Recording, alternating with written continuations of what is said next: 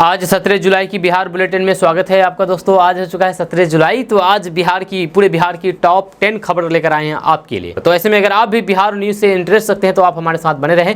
Video शुरू करने से पहले आपके लिए एक जरूरी सूचना है कि केडीबी लाइव का ऐप आ चुका है। आप केडीबी लाइव ऐप के माध्यम से पूरे बिहार की खबरों को देख सकते हैं। इस ऐप को इंस्टॉल करने के लिए प्ले स्टोर में जाइए, सर्च कीजिए केडीबी लाइव आ जाएगा, उसको इंस्टॉल कीजिए और पूरे बिहार की खबरों को देखिए।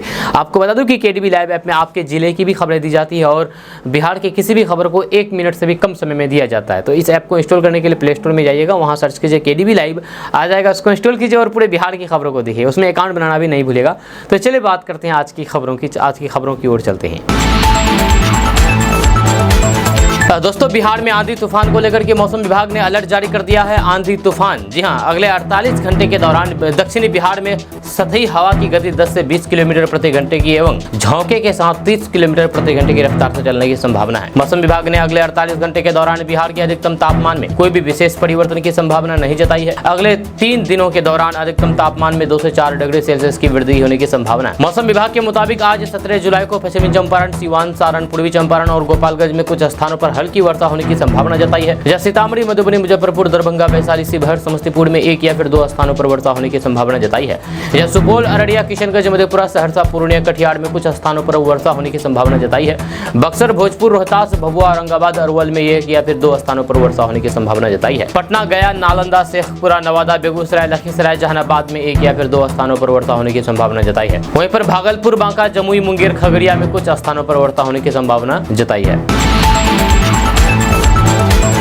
दोस्तों, मुकेश सहनी के पिता के साथ हुई घटना पर बड़ा खुलासा हुआ है। जी हां, पुलिस ने बड़ा खुलासा कर दिया है कि आखिर मुकेश सहनी के पिता के साथ ये घटना क्यों घटी है। आपको बता दूं कि पुलिस ने जिन लोगों को पकड़ा है और पुलिस ने दावा किया है कि पैसे के लेन देन की वजह से ये वारदात को अंजाम दिया गया है। पकड़े गए 4 संदिग्धों से पूछताछ में अहम जानकारी मिली है। आपको बता दूं कि इसको लेकर के पुलिस की ओर से प्रेस कॉन्फ्रेंस करते हुए ये जानकारी दी है। जब पुलिस का कहना है कि मृतक जितन सहनी के घर के पास लगे सीसीटीवी कैमरे में जो फुटेज मिला है उसमें दिख रहा है कि रात के करीब 10-10:30 से 11 बजे के बीच 4 लोग घर के अंदर घुसे। कुछ देर घर के अंदर रहने के बाद ये लोग बाहर निकल गए। इन लोगों को चिन्हित करके हिरासत में ले लिया गया है और इनसे पूछताछ जारी है। बताया गया है कि मोबाइल डिटेल्स, पूर्व की हिस्ट्री, मृतक जितन सहनी के साथ लेन देन, देर रात्रि में घर में जाने का कारण आदि बिंदुओं पर पकड़े गए संदिग्धों से पूछताछ की गई। इसके साथ साथ अन्य लोगों से भी इन लोगों के बारे में जानकारी ली गई। अभी तक की जाँच में ये पाया गया है कि इनमें से 2 लोगों ने जितन सहनी से ब्याज पर पैसे उधार लिए थे। 4 लोगों में से एक ने अपनी बाइक जितन सहनी के पास पैसे के बदले गिरवी रख दी थी। ये लोग रात में बाइक चुराने की बात करने गए थे। इनमें से 2 लोगों के साथ जितन सहनी की 2 दिन पहले ही कहासुनी हुई थी। दोनों संदिग्ध ने सबक सिखाने की धमकी दी थी। माना जा रहा है कि इसके पीछे का यही कारण है। जान लेने के पीछे का यही कारण है। हालांकि पुलिस का कहना है कि अभी कई बिंदुओं पर जांच जारी है।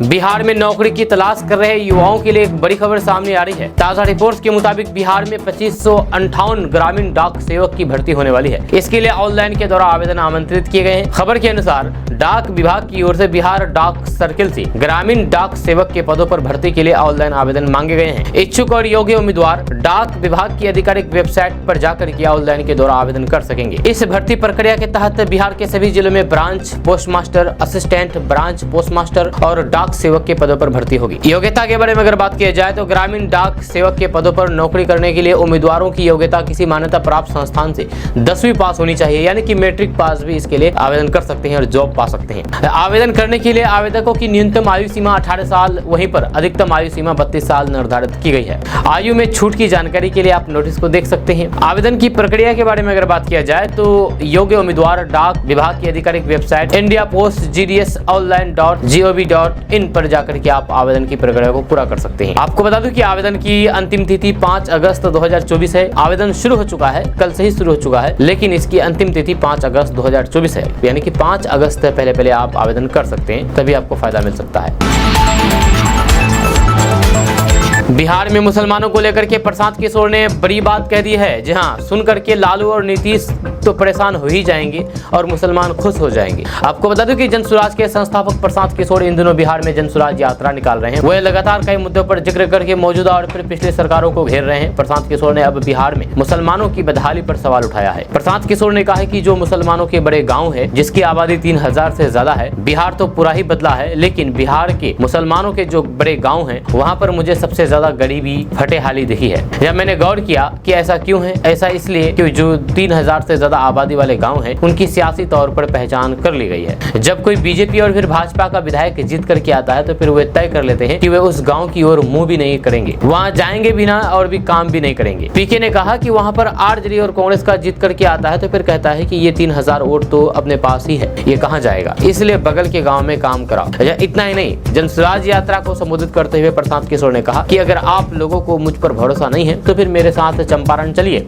बिना आंकड़ा देखे वहाँ कोई भी सबसे पिछड़ा प्रखंड है तो फिर वह मंझोलिया प्रखंड है, क्योंकि वहाँ पर मुसलमानों की आबादी सबसे ज्यादा है। इसी तरह सीतामढ़ी में सबसे पिछड़ा प्रखंड बरगनिया है, वहाँ 1 लाख से ज्यादा मुसलमान है। प्रशांत किशोर ने कहा कि बिहार में किसी भी जिले के सबसे पिछड़े प्रखंड पर उंगली डालेंगे तो फिर वहाँ सबसे ज्यादा मुसलमानों की आबादी मिलेगी। जब प्रशांत किशोर लगातार जनसुराज यात्रा के दौरान लालू प्रसाद यादव और नीतीश कुमार पर निशाना साध रहे हैं, प्रशांत किशोर पार्टी जनसुराज में 2025 में विधानसभा चुनाव लड़ेगी। दोस्तों, बिहार के उप मुख्यमंत्री सम्राट चौधरी ने बिहार के लिए केंद्र से 9 एयरपोर्ट बनाने की मांग, बिजली में 1 नेशन 1 टैरिफ की मांग कर दी है और भी कई सारी बड़ी मांग की है। आपको बता दो कि बिहार भाजपा प्रदेश अध्यक्ष और बिहार के डिप्टी सीएम सम्राट चौधरी ने कहा कि देश के अन्य राज्यों की तरह ही बिहार का भी विकास होगा। आने वाले दिनों में बिहार भी विकसित राज्यों की श्रेणी में खड़ा होगा।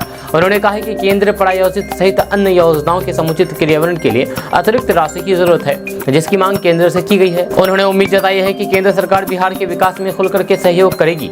जब बिहार को प्रधानमंत्री नरेंद्र मोदी पर पूरा भरोसा है। जेडीयू बिहार को विशेष राज्य का दर्जा या फिर विशेष पैकेज देने की मांग पहले से करती आ रही है। वहीं पर मंत्री विजय चौधरी फिर से पार्टी की मांग दोहराई है। उन्होंने कहा कि पीएम के दिल में भी बिहार के प्रति विशेष लगाव है। जब राज्यों को पहले भी पैकेज और फिर अन्य सुविधाएं मिली है, जब मोदी सरकार इस बजट में भी बिहार पर विशेष ध्यान देगी, ये उम्मीद है। उप मुख्यमंत्री सम्राट चौधरी ने कहा है कि सरकार के स्तर पर बिहार को क्या क्या जरूरत है ये मांग की जा चुकी है। जब केंद्रीय वित्त मंत्री निर्मला सीतारमण के साथ प्री बजट मीटिंग में बिहार सरकार की ओर से विस्तृत से पूरी बात की गई है, जहां हमें पूरा भरोसा है कि बिहार सरकार की मांग पर केंद्र सरकार सकारात्मक तरीके से विचार करेगी। आपको बता दूं कि बिहार में 9 स्थानों पर एयरपोर्ट चालू करने की मांग की है। उनमें से डेहरी, सहरसा, फरबिसगंज, मुंगेर, बेगूसराय, भागलपुर, मुजफ्फरपुर, रक्सौल और गोपालगंज में नए एयरपोर्ट बनाने की कार्रवाई शुरू करने की मांग की गई है। वहीं पर पटना एक्सप्रेसवे, बक्सर, भागलपुर तथा आमस दरभंगा सड़क को बोधगया, राजगीर, वैशाली से जोड़ने की मांग की गई है। मुंगेर, मोतिहारी, गोपालगंज, सुपौल, बेगूसराय, महुआ, वैशाली और फिर आरा में मेडिकल कॉलेज बनाने की अतिरिक्त धनराशि की मांग की गई है। दोस्तों, बिहार में कभी पुल गिरने पर तो कभी आपराधिक घटनाओं को लेकर के सरकार पर सवाल उठाए जा रहे हैं। वहीं पर आरजेडी सुप्रीमो लालू प्रसाद यादव की बेटी रोहिणी आचार्य ने एक्स पर पोस्ट करते हुए निशाना साधा है। आरजेडी सुप्रीमो लालू प्रसाद यादव की बेटी रोहिणी आचार्य ने पेपर लीक, कानून व्यवस्था समेत कई मुद्दों को लेकर के सरकार को घेरा है। उन्होंने बुधवार को एक्स पर लिखा है कि बिहार में नैतिक तौर पर टूटे निजाम का शासन है। सरकार की हर शाख पर एक एक नक्कारा लाचार बैठा है। अवसरवादिता के पुरोधा आत्ममुग्ध श्री नीतीश कुमार जी और फिर भाजपा की मिली भगत वाली फेस डबल इंजन की सरकार की सरपरस्ती में बिहार बेपटरी हो चुकी है। अपने पोस्ट में ही आगे रोहिणी आचार्य लिखती है कि मूलभूत व्यवस्थाएं बदहाल है, अफसरशाही सरकार चलाने वाले और फिर विधायिका पर हावी है, संरचनाओं को भ्रष्टाचार का दिमक चाट करके खोखला कर रहा है, कानून व्यवस्था अपराधियों के रहमो करम पर चल रहा है, सतत और समग्र विकास के मानकों पर खुद को साबित करने में सरकार विफल है। प्रतियोगी परीक्षाओं की धांधली का हब बनाए जा चुके बिहार में युवाओं का भविष्य गर्त में ढकेलने को सत्ताधारी गठबंधन आमदा है। बिहार में अपराध और जंगलराज की बात करने वाले सत्तापक्ष के नेताओं पर आरजेडी सांसद अभय कुशवाहा ने पलटवार किया है। उन्होंने सवाल करते हुए कहा कि अब मंगलराज है क्या। आपको बता दें कि बीते मंगलवार को गया में एक पत्रकारों से सब बात करते हुए आरजेडी सांसद अभय कुशवाहा ने ये बातें कही है। जहां औरंगाबाद के सांसद अभय कुशवाहा ने बिहार में विधि व्यवस्था और फिर घटना के बाद जांच की कार्रवाई पर सवाल उठाया है। उन्होंने कहा कि नेता प्रतिपक्ष और बिहार के पूर्व उप मुख्यमंत्री तेजस्वी यादव विधि व्यवस्था पर सवाल उठाते हैं तो फिर एनडीए गठबंधन के लोग 15 साल पहले की बात करने लगते हैं। घटनाओं पर सरकार की जांच को लेकर के कहा है कि कौन सा ऐसा विषय है जिस पर आपने जांच नहीं की है। जांच तो करते ही होंगे, आने वाले दिनों में बिहार की जनता भी इनकी जांच कर लेगी। अभय कुशवाहा ने कहा कि लालू प्रसाद यादव के 15 साल के शासनकाल को जो लोग जंगल राज कह रहे हैं तो फिर अब मंगल राज है क्या। उन्होंने कहा है कि आरजेडी का जो 15 वर्षों का शासनकाल था वह जंगल राज नहीं बल्कि वे एक व्यवस्था परिवर्तन की लड़ाई लालू प्रसाद यादव ने लड़ी थी। आरजेडी सांसद ने पत्रकारों से कहा है कि अगर वो लड़ाई नहीं लड़ी जाती तो फिर आज जिस तरह से बिहार को देख रहे हैं उस तरह से बिहार देखने को नहीं मिलता। दोस्तों, बिहार में पढ़ाई करने वाले बच्चों के लिए एक बड़ी खबर सामने आ रही है। ताजा रिपोर्ट्स के मुताबिक बिहार के असंगठित क्षेत्र के कामगार के बच्चों को अब सालाना 2500 से 10,000 रुपए की छात्रवृत्ति मिलेगी।